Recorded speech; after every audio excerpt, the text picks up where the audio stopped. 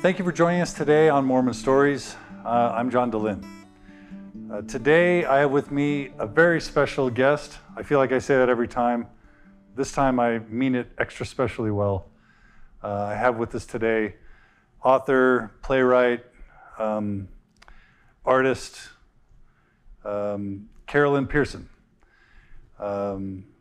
Lynn, welcome to Mormon Stories Podcast. John, I thank you for inviting me. I'm grateful to be here. Well, I have to warn you up front, give you a little disclaimer, that I may not be at my complete best today during an interview, but I want to tell you why. There's 3 reasons. And this is not a setup, this is factual. The first reason is this book, Goodbye, I Love You, which I believe you published first in 1986, which we'll be discussing as the main frame for today's interview. It says here, the true story of a wife, her homosexual husband, and a love that transcended tragedy. Should say a Mormon wife, but I realize why they didn't do that. The second reason that I haven't been getting enough sleep lately is this second book, No More Goodbyes, Circling the Wagons Around Our Gay Loved Ones, also by you.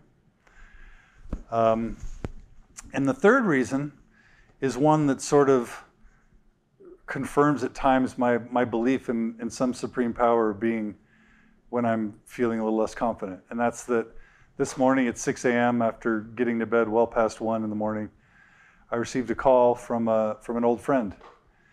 And the old friend had no idea what I was doing this morning. He had no idea that I interviewed Bruce Bastian a week or 2 ago. But he knew that I was maybe a safe place for him to share some feelings and thoughts. And he called me this morning at 6 a.m. and woke me up and started telling me the story of how he's always known he was gay. We knew each other growing up, how he talked to his bishops. They encouraged him to go on a mission, that the mission would fix it. He prayed and fasted. He went on to return home from his mission. Didn't fix it, but he was told that maybe if he got married, when he got married, first time he had that experience with a woman, that would fix it. And now he's several children into his marriage, and he's trying to decide what to do with his life. Yeah. And that's the theme for today. And that's the theme of your first book, Goodbye, I Love You. Yes. So those are my reasons for being a little bit droopy-eyed.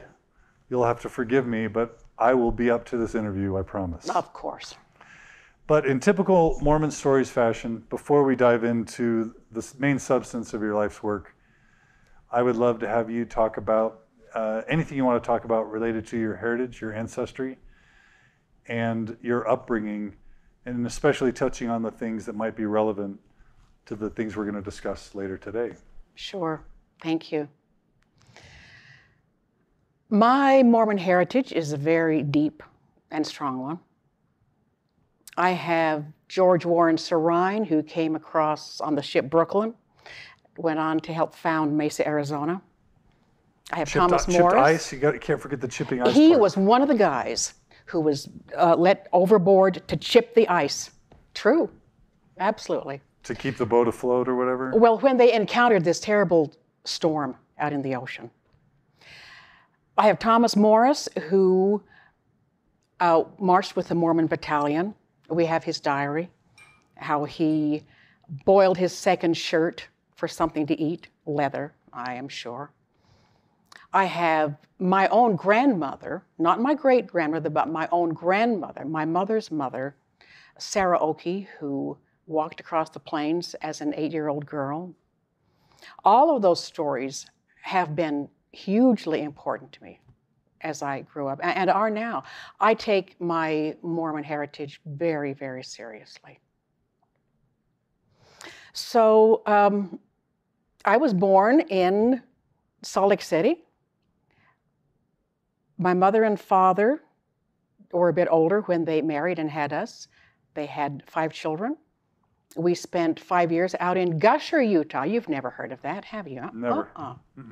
2 of those years out on a place we euphemistically called a ranch, had no running water or electricity. We had to go to the outhouse in the middle of the night. And then we moved to Provo. My mother saved her salary as a school teacher so that she could get us out of Gusher.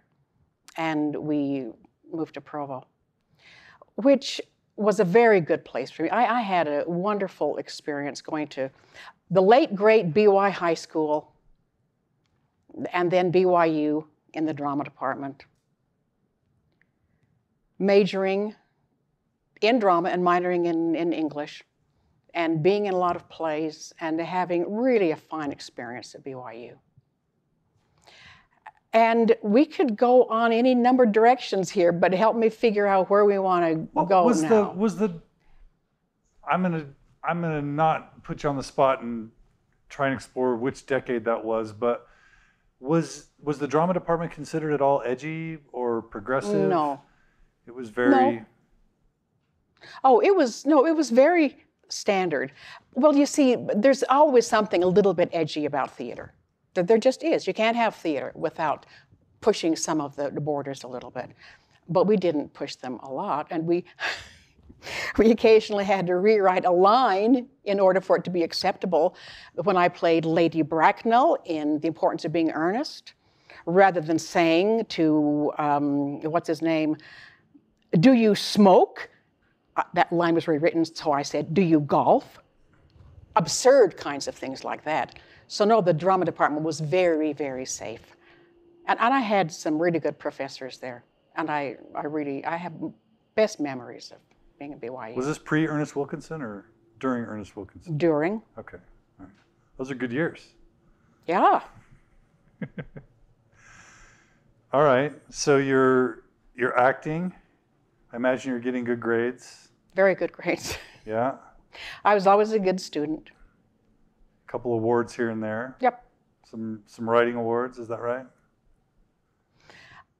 I got I won first place in a poetry contest there, and 2 years running I got the Best Actress award in the drama department. At BYU. For Sarah in the play J.B., a modern poetic retelling of the story of Job. And then my favorite, as I played Joan of Arc in Henri's version, called The Lark. Oh, yeah. So were you, I mean, this is an embarrassing question, but were you kind of a bit of an item, bit of a catch at the university? I can imagine. You're speaking like, did the boys all come in my direction? Oh, no. No? No, oh, no. No, I had a lot of good friends, male and female, and I did some dating. But no, I was not one of the girls who was always out there dating and being pursued. But I did have some good experiences with guys. Overall, how would you characterize your relationship with the church, your experiences in the church as a youth and as a young adult? Just in terms of how constructive or healthy it was for your psyche. My psyche. I really feel that I absorbed an awful lot of the good stuff of the Mormon culture. I had a lot of good people there, MIA leaders and BYU professors, and I absorbed an awful lot of good stuff. The very first memory that I have of there being a little bit of pain that crept into my psyche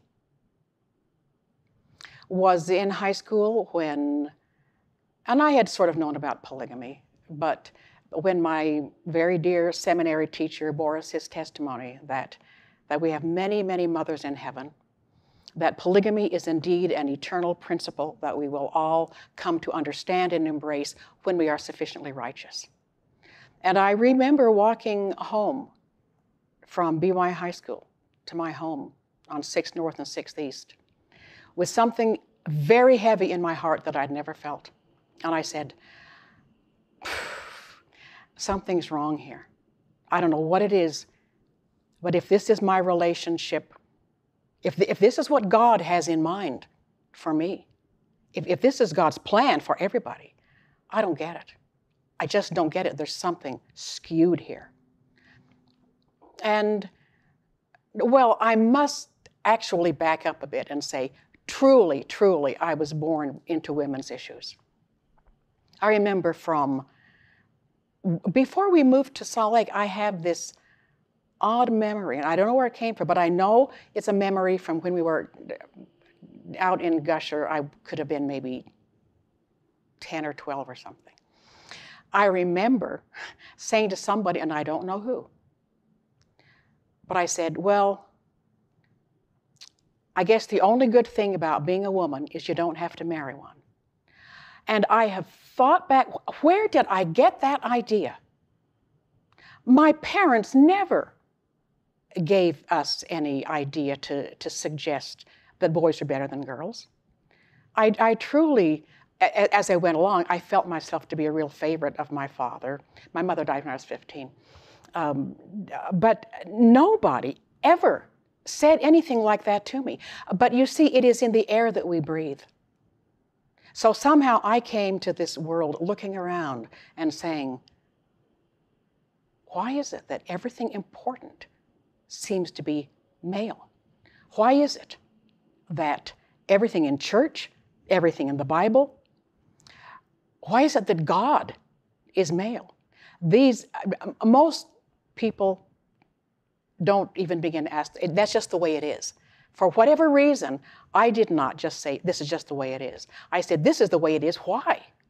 And it really hurt me. It hurt me because if that is the case, that everything important is male, where does that leave me?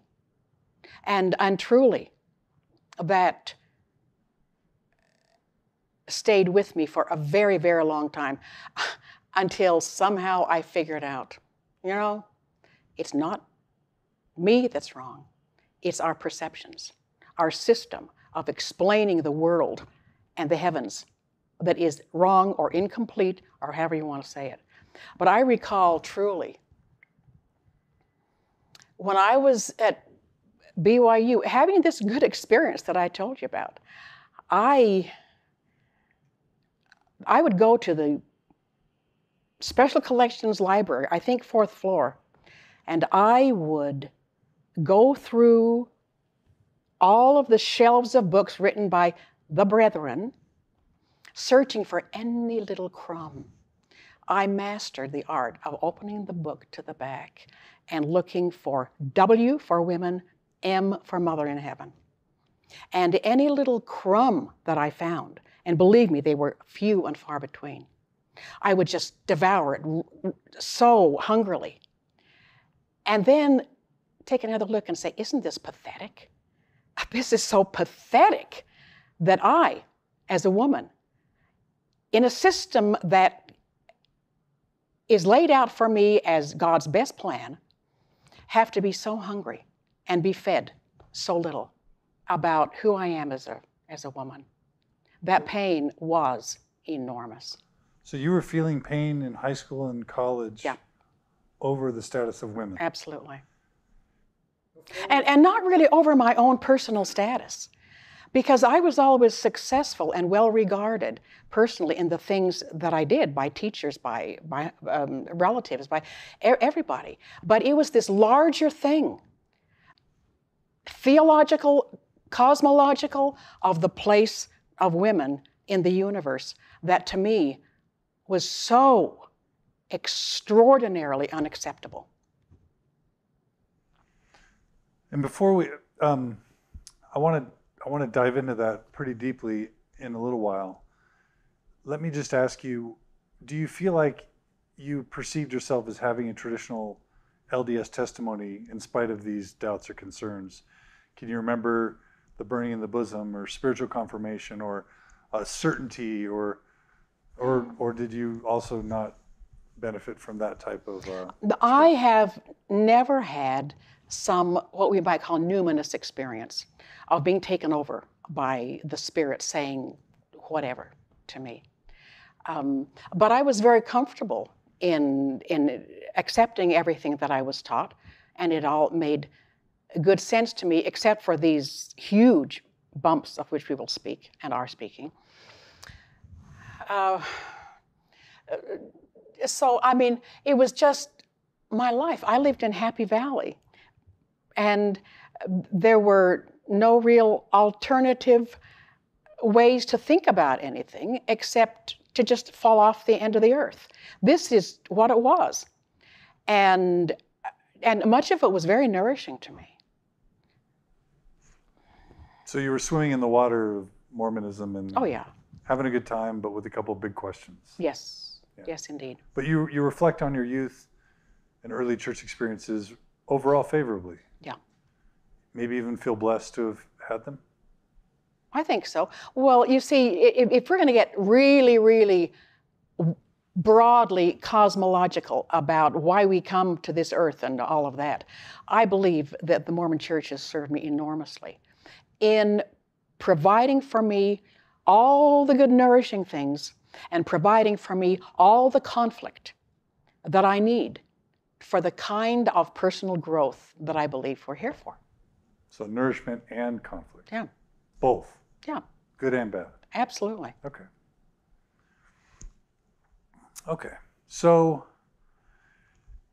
before we dive in, do you have any recollection on what you would have perceived your life being like back when you were graduating from college and thinking about the path ahead, the road ahead?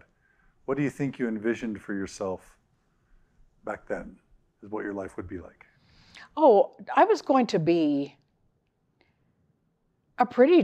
certainly a pretty traditional Mormon person with a traditional Mormon family. But certainly having opportunity to exercise my writing and perhaps my acting. But I was looking forward to a very traditional Mormon life with a traditional Mormon man, and being comfortable within the borders of the church. After I graduated from the Y and I traveled for a year, we may or may not want to get into some of that, but as I went into Russia, I smuggled the Book of Mormon in.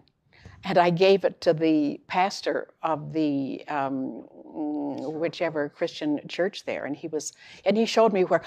Here's where your Mr. Benson has signed our.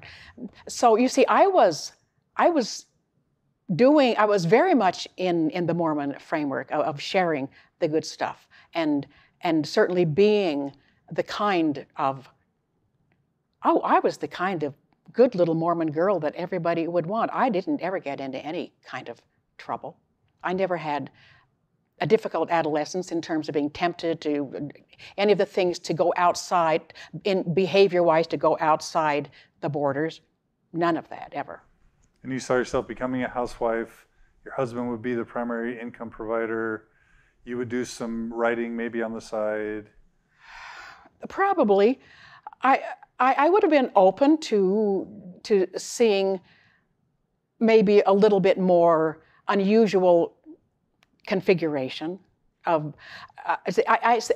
The word partnership was perhaps not necessarily in my mind, but I certainly did not want to be in a marriage where I did not feel ready to be a partner. Everything.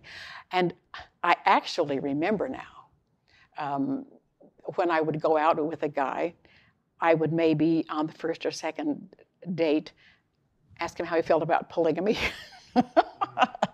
Not that I had that many men coming to court me, but of course, I'm sure that I felt, even in those early days, that I was not going to get myself into a traditional situation, in as much as it might lessen my opportunities. Okay. So, what did art mean to you at that time? Like, you're growing up, maybe you fall in love with acting or theater, or do a little writing, some poetry, but like, how would you describe the force or the meaning or the purpose for you behind your self-creative expression? Is that something that you were conscious of? Were you like, I have to write, that's who I am, acting is me, you know? How important was your artistic expression to you? Possibly not consciously as important as I know that it really, really was throughout those years. You know, I remember the first time I was on the stage in a little primary operetta. I played Raggedy Andy. I was probably about 7 years old. I remember that clearly, what the costume looked like, felt like. And then later on, when I was in plays at BYU High and then BYU, I knew there was something profoundly wonderful about the theater. And in my writing, in 4th grade, I won $4 in a school district essay contest on why we should eat a better breakfast. And I always was good with words, 100% spelling, and in high school, I began to write poetry. I have now at home a file that says poetry very bad, and a file that says poetry not quite so bad. Honestly, I do. But in high school, a really important thing was that I began to keep a diary. And I don't know why I did, because it wasn't like a church admonition that came a bit later, but I just really wanted to. So I started keeping a diary, and I have all my life, and I have a massive amount of really rich material because I tell everything. So writing. And may that go to the right library someday. May it. And not the wrong library someday. We'll talk about that. Okay. I haven't decided yet. So writing these, so embarrassingly adolescent poems, and the diary that I have to read it at arm's length now because it's just so embarrassing. But you know, that's who I was. That's who we all were, foolish, egocentric adolescents. But writing even this awful bad poetry that I was writing, it was helpful to me. And as I continued writing in poetry, in the later things that happened, and my diary, I knew, and I remember someplace in my diary I wrote that I feel like the more of my life or thoughts that I can articulate on paper, the more I have control over. And I think keeping a diary has been one of the things that has saved me over a number of griefs that were totally devastating. So therapeutic. Absolutely. Did you have any favorite writers, poets, or playwrights at that stage? And were there any you were modeling after or trying to be like? In high school, I was crazy about Dorothy Parker, a humorist who wrote very witty, edgy, kind of wry-biting, witty poems. And I memorized a lot of her stuff. Dorothy Parker? Dorothy Parker. Okay. And in high school and in college, I would go out and give programs, to ladies' clubs and all of this. And so I would give some Dorothy Parker. But then in college, I truly fell in love with Emily Dickinson and Robert Frost. And poets, right? Yeah. So, and many of the plays that I was in provided me with wonderful minds. I remember being in, playing in The Heiress, playing Catherine Sloper. I could list a dozen or more wonderful roles that I played besides Joan of Arc that made my mind grapple with words and understand and appreciate good sentences and characterization. That was all a very wonderful thing to me to to put me in a place where, as you're asking, that art meant something to me. I knew that on the printed page and on the stage, magic happened. You know, and early on somewhere in my classes at BYU under dear Gerald, whom I loved a lot, to become aware that in Mormon culture, theater and art in general has been very, very promoted and valued, and that Brigham insisted that the saints bring across the plains the books, the musical instrument. Pitt's brass band came across the plains. They started building the Bowery maybe a couple of years after they were there, where concerts and their major meetings were held. And then Brigham started very quickly to build the Salt Lake Theater and said, if I were placed on a cannibal island and given the task of educating that people, I would straight away build a theater for the purpose. Mormonism has always had a tremendous, a lot of roots in theater. In Nauvoo, Brigham Young played the high priest Pizarro. There was a theater in Nauvoo. So my experience with the theater did not feel to me like any rebellious kind of thing. And it was after I was married, but let's bring that little piece into here now.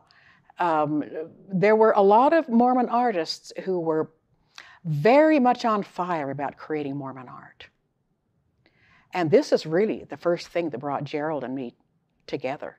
He was passionate about wanting to create Mormon art, wanting to preach the gospel through the arts, through the stage, in the movies. He had these huge ideas of what he was going to do. So we were part of a group that we called Art and Belief, where my dear beloved Trevor Southey, whom I adore, and others, Dennis Clark and Marvin Payne and various others came together to just inspire each other of how we were going to change the world through Mormon art. So give us a little background on Gerald before you talk about when you first met.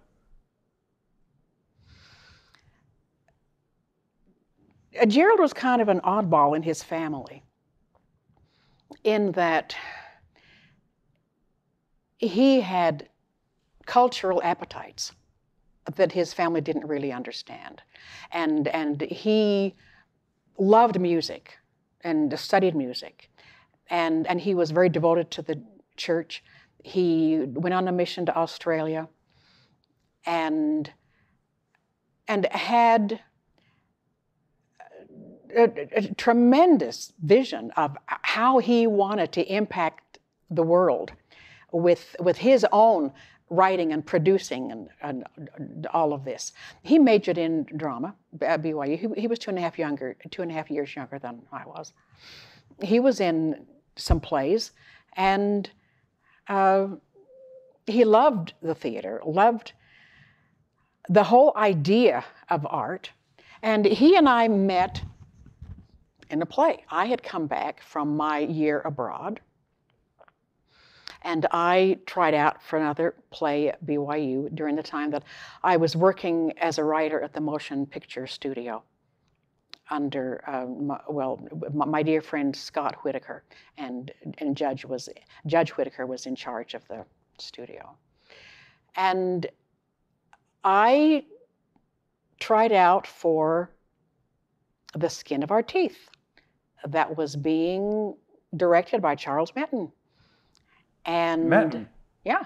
He was a professor of mine at BYU. Well, then, there you go. Theater and film art analysis. Uh-huh. So Dr. Metton cast me as Mrs. Antrobus, Of course, I wanted to be Sabina, the sexy one, but I never got to play the sexy one. I was always the matronly. Yeah, or the strong one, you know, the more focused one.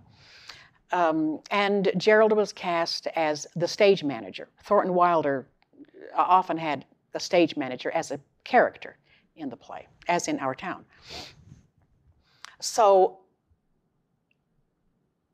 here was this very charming, shining, blonde young man who, well, I'm sure you'll remember some of my words from Goodbye, I Love You. It was like a fire to me that I just wanted to be warmed by his fire. And he was much more charismatic and outgoing than I was. I was much more accomplished at that time than he was, but I was insecure, somewhat, in social kinds of ways, and kind of withdrawn in some ways. So I truly was just taken by him and his brightness and the way he spoke, and so that was the beginning. And you fell in love. Yeah, I did. Sort of. And he sort of, well, yes, I really fell for Gerald. And at the end of the play, it ended on a polka, and then the curtains closed. And as the curtains closed, Gerald and I would always just finish the polka together. It was just a fun thing that we did. And then he began to come over to visit me because he loved the way I thought. And now, this should just make you laugh or whatever. I remember at one time, he brought his notebook because he didn't want to miss any of the interesting things that I had to say in our conversations. So, wow, that's flattering. Oh, yeah. Well, of course, but that's not what I wanted. I wanted him to just fall in love with me and just all of the romantic, wonderful devotion. Sure. So we continued our ongoing relationship of me being crazy about him and him being crazy about sort of what I was and what I represented to him, and wanting to love me and truly falling in love with me as best as he could. And we... Did you have the romantic feelings for him? Oh, yeah. Sexually attracted to him? And were you ever like saying, you know, let's make some steam? Were you ever feeling... No. And see, this is... I as a woman am I have a lot of conflicting parts to me. Part of my womanness is very assertive about what needs to happen. And another part of me as a woman is very unable to sort of... I couldn't go out and chase a man. I couldn't do it. I couldn't do it now. If anybody assigned me to, I wouldn't know how to do it. So you were a lady in waiting. Yeah. So anyway, Gerald finally did start talking more seriously, and that he really would love to be able for him and me to be able to work things out. And anyway, we didn't have a long courtship, but we got engaged at Christmas.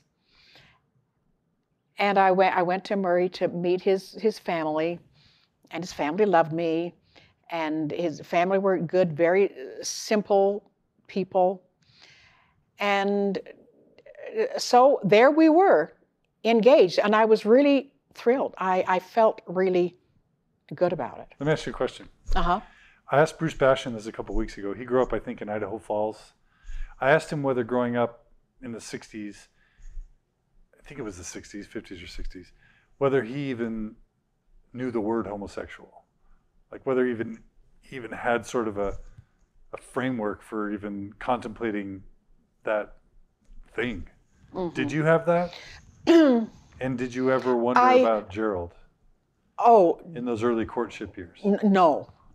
But I did have just a bit of a concept. I remember in high school, I saw some boys teasing another boy, saying, and they didn't use the word gay or whatever, the worst words that are used now, but said, so-and-so, oh, he likes boys, doesn't he? And I really don't remember any of the steps toward my mentally being able to have a construct of what that meant. But I did sort of know. But just that it was, something bad, that like if you drink alcohol, it's a bad thing. If men were to be physical with each other, that's a bad thing. All in the same kind of category. So when, not too long after our engagement, Gerald told me we had something really, that we needed to talk about, and he had been fasting. And so he came over to where I was living, and he told me that he had, in the past, had feelings and some experiences of a homosexual nature. And I knew what he was talking about. But now this will be weird. I was sort of relieved that he had not had sex with a woman. That, to me, at that moment, that would have been worse. Because to me, that would have been a real sexual event. This other thing was just, it was bad, but it wasn't anything to really have a lot of concern about. To betray you. And Gerald was very determined and very honest, as he said to me, that's not who I really am. That's not who I want to be. I want to be with you. I want to have a family. I want to be in the church. I knew that was all very correct of his feelings. And so it wasn't a difficult thing for me to move forward with our engagement. Because as far as I knew, this thing was just a mistake that people made sometimes. And in this case, you just find a good woman who loves you, and that was certainly me, and we would be fine. So we did continue. Though not too long after that, Gerald disappeared. He broke the engagement. He just disappeared. He was terrified. And looking back, I can understand why he did that, but I was devastated. I was truly heartbroken. Ooh, and you know what I just remembered from that awful first week? I, with my friend Margie, went up to hear Rodney Turner speak at a BYU evening, I think it was an evening program at the field house. And I went praying and he was to be talking about women. And I went up humble and praying that I would receive something that would help me, because I thought, whatever's going on here, it's my fault. I'm not a woman enough for Gerald. And so I sat there in the field house and heard Rodney Turner say these things that now I know to be so excruciatingly wrong and damaging. Who's Rodney Turner? Should I know who that? I'm sorry. I'm so glad you don't know. He was a BYU professor of religion, a very conservative guy, but sort of had this cult following, or he was a somebody in the religion kind of like department. An early Bruce R. McConkie? He wrote a book called Woman. Maybe it was just entitled Woman. Like a caveman? Woman. Wait, woman. Oh no, he became known by those of us who did not see him as a friend. The person who represented the worst of patriarchy. What did he say in this talk? Just give us the flavor. He opened by saying, now I know that something like, I know that what I'm going to say might not sound quite right to you women, but this is the way it is. Or, I mean, something like that. And then in his talk, he quoted this little thing for which he later became famous. I don't know if I can remember it. I'm sure he didn't write this, but this awful, awful little verse that said,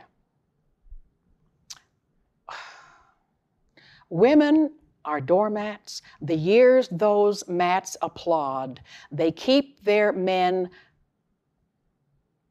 from with muddy feet from going into God. Something like that. I mean, just unbelievable. Totally unbelievable. No, his book was entitled Woman and the Priesthood. And there's sort of the beginnings of the women's movement happening there, and Brother Turner, like other people, had been called to set things right. Sounds familiar. Yeah. Oh, and then my next other memory of him, wow, a few years later, there was a panel put together that was held on the University of Utah campus. I remember that Paul Toscano was on the panel. Oh, I was, and two other people were, and I'm sorry, I can't remember exactly who. But I gave my presentation, a very intelligent presentation. Oh, excuse me. The title of this panel was How Shall We Worship God the Mother? Oh. Probably sponsored by the Mormon Women's Forum. That at that time, was a pretty vibrant organization. This is later. No, well, this would have been sometime in the 70s. Okay, all right. Not while you were a student at BYU. No. Okay. But I remember after I finished and sat down, then Brother Turner took his turn. And honestly, I think his first statement was, and he had come from the South, so I remember his accent. Well, I guess you can worship anything you want to worship. You can worship the great pumpkin if you want to. And then he said a few things that were kind of little personal insulting to me, that because, and I think, had Goodbye Love You come out? No, of course it had not. It had not. But he knew that I'd lost something. I'd lost my mother or whatever, and that's why I needed a Heavenly Mother. I mean, something absurd like that. But anyway, armchair psychoanalyst. Yeah, but that memory just came to me, so there you have it's good. That one. So, Gerald had disappeared. Oh yeah, back to Rodney gave a talk. Yes. And it made you feel. Oh, listen. My friend Margie and I were sitting, I think, right toward the front, in the middle of his talk. I was crying so vehemently that I got up and ran out and stood underneath. I remember standing underneath the bleachers, and my friend came with me because everything he was saying was hurting me so badly. I just couldn't stand it. Maybe making you feel like it was your fault that Gerald had disappeared. Probably, but knowing that what he said was not that. I knew there was something deeply wrong with what he was saying, but because I was in such a vulnerable position, everything just came at me like swords.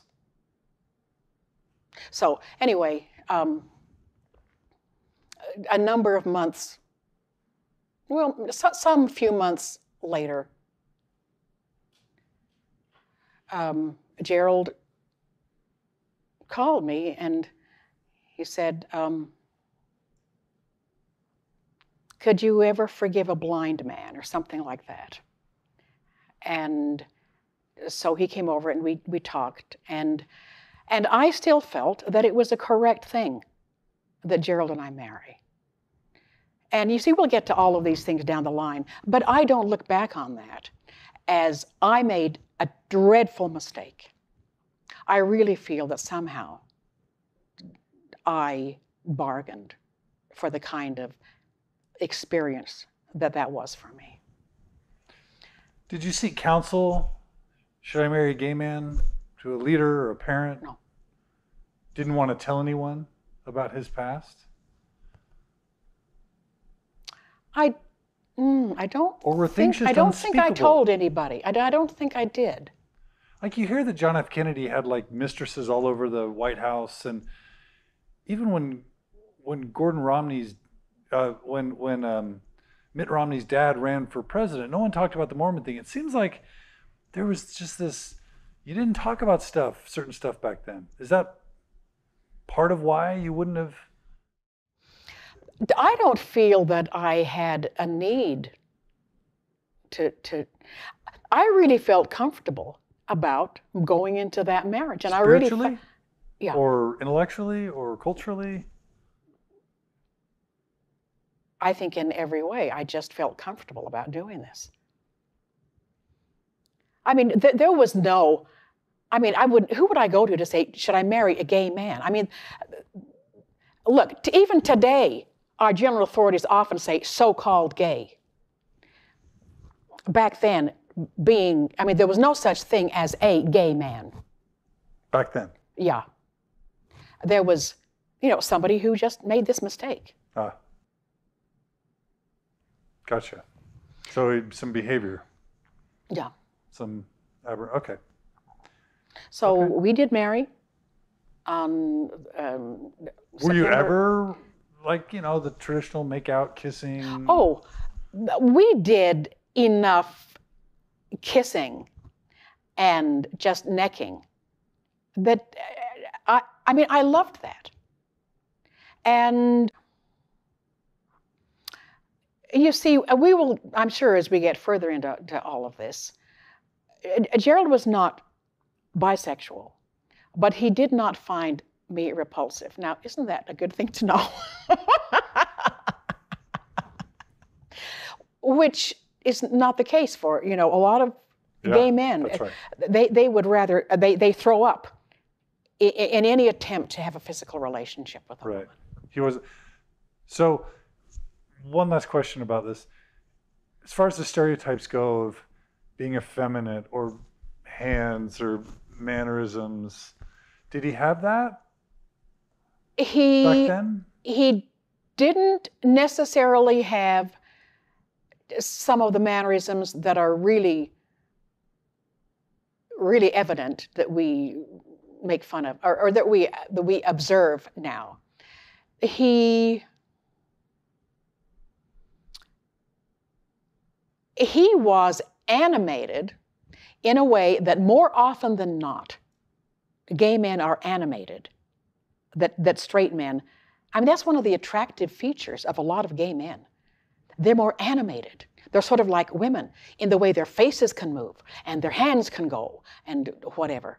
And so, yes, Gerald was that. He wasn't a queenly kind of person. Did he talk, in a feminine way, or? None of this matters. I'm just trying to set the stage. No, he didn't have a deep, deep voice, and he didn't have a really big masculine build. But there was nothing necessarily about him besides being the theater and loving music and being animated. Which are risky. Of course, very risky. Very risky. Very risky, but they're also attractive. Wonderful. We're going to get to that. Yeah. Okay. So you took him back and you believed that he was sincere in having made a mistake. Oh, You didn't ask him, what'd you do during those months? Where were you? Oh, no, and I... Were you with another man?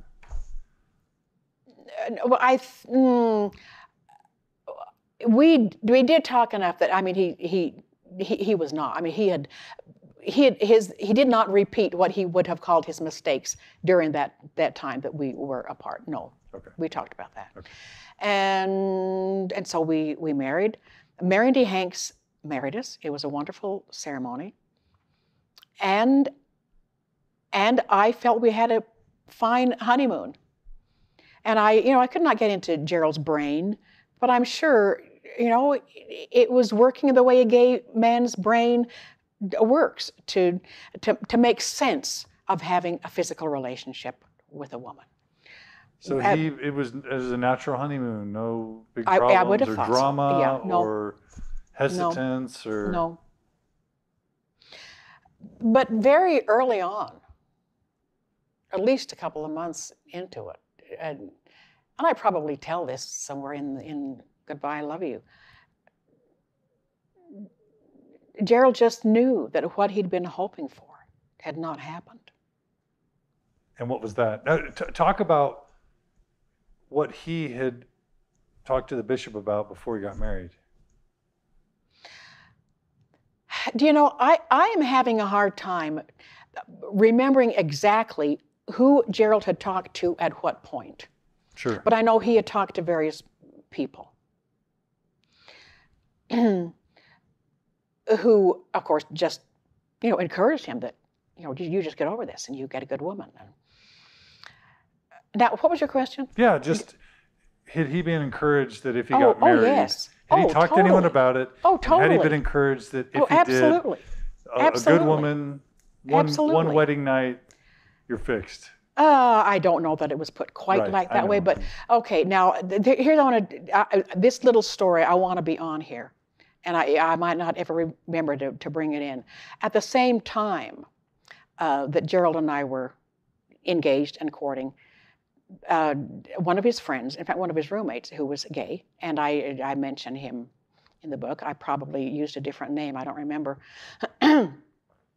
He had been caught at BYU in some kind of thing that insisted that he go up to visit with Spencer W. Kimball, who was, I think, an apostle then, and in charge of all the homosexuals in the church. That was his job. Interesting. That would keep you awake at night, wouldn't it, John? So this friend of ours went up there, and then he got engaged, and they married, I think, just a little, some short while after we did. They went up to visit with President Kimball together. And President Kimball, he wasn't president then, but Brother Kimball.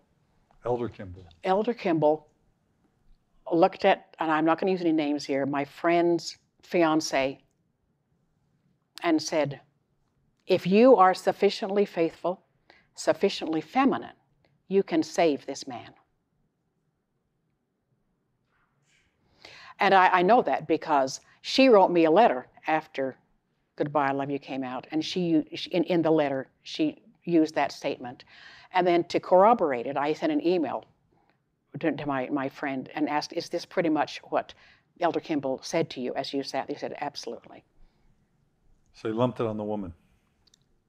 Well, and of course, putting that this man had to shape up and fly right, but he did say to the woman that.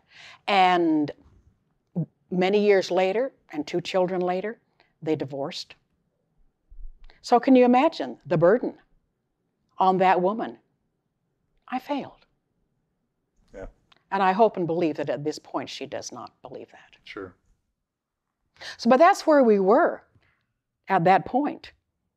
And I have talked to so many, dozens of LDS men who, in counsel with Elder Kimball and others, were pretty much promised. My friend Trevor is pretty open about his journey, and he had to or did consult with Elder Kimball, who pretty much laid out the plan that marriage is part of what's going to give you the direction that you need on this. Yeah. And somewhere or other, Gerald, and I've heard other men say this, was told you would be better off at the bottom of the Great Salt Lake with a millstone around your neck than being a homosexual. That's where we were at that time. A really difficult, sad place. And that's where a lot of people still are. So you said a couple months into it, Oh, Gerald yes, was disappointed. I mean, he just gradually realized. And he had this huge emotional life going on inside of him. And he just knew that the things he had hoped for, of this change in the way he operated inside, had not happened. And I probably tell in there, he told me later, he was listening to a radio broadcast and heard Matthew Arnold's poem. Some little while into the marriage, Gerald realized that what he had been hoping for, of a real change inside of the way that he was experiencing himself emotionally and sexually, that it would change. He realized that that was not going to happen. And I do write about it there in Goodbye, I Love You, if you wanted to. Yep, absolutely. Maybe start around here and just kind of... And see, I haven't read this for a long time. Well, fortunately, last night I did, and the night before, so... Whoa, On a Sunday morning, we were lazing in bed waiting for the time to get ready for church. Gerald seemed in a pensive mood and didn't want to talk. He turned on the radio to listen, and as he often did, to the Sunday morning poetry reading on KSL. The rich male voice introduced the next poem, The Buried Life by Matthew Arnold. I watched Gerald's face as he listened, absorbed. Alas, is even love too weak to unlock the heart and let it speak? Are even lovers powerless to reveal to one another what indeed they feel? I knew the mass of men concealed their thoughts for fear that if revealed, they would by other men be met with blank indifference or with blame reproved. I knew they lived and moved, tricked in disguises alien to the rest of men and alien to themselves, and yet the same heart beats in every human breast.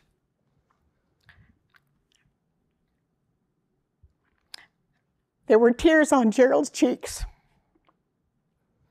Why were there tears on Gerald's cheeks? He took a long, loud breath and stared at the ceiling. But often in the world's most crowded streets, but often in the din of strife, there rises an unspeakable desire after the knowledge of our buried life, a thirst to spend our fire and restless force in tracking out our true original course, a longing to inquire into the mystery of this heart which beats so wild, so deep in us, to know whence our lives come and where they go. Gerald cried quietly, and then gave himself over to great heaving sobs. I was paralyzed. What was this? Gerald was my rock. I couldn't have him shaking like this. I pulled him into my arms and pressed my cheek to his hair. He let me comfort him for a moment and then turned away. It's nothing, he said in a strange voice. It's just me, just life. I took his hand and was quiet. No one can be strong all the time, I thought.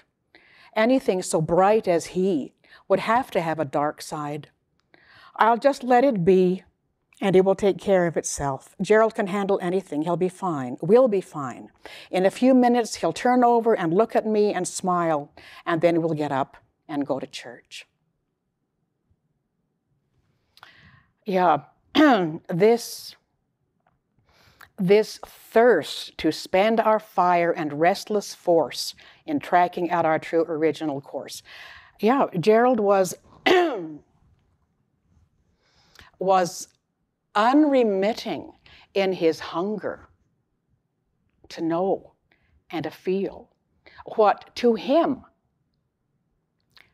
was the reality of his soul. And to those who find it very easy to condemn and say, you can't even use the word soul like this, this is just some dirty thing over here at the side. to Gerald, and I'm sure to many, if not most, who are aware, their experience of who they are, that includes their homosexuality, is to them a very deep part of their soul in a way that we who are outside looking in don't understand.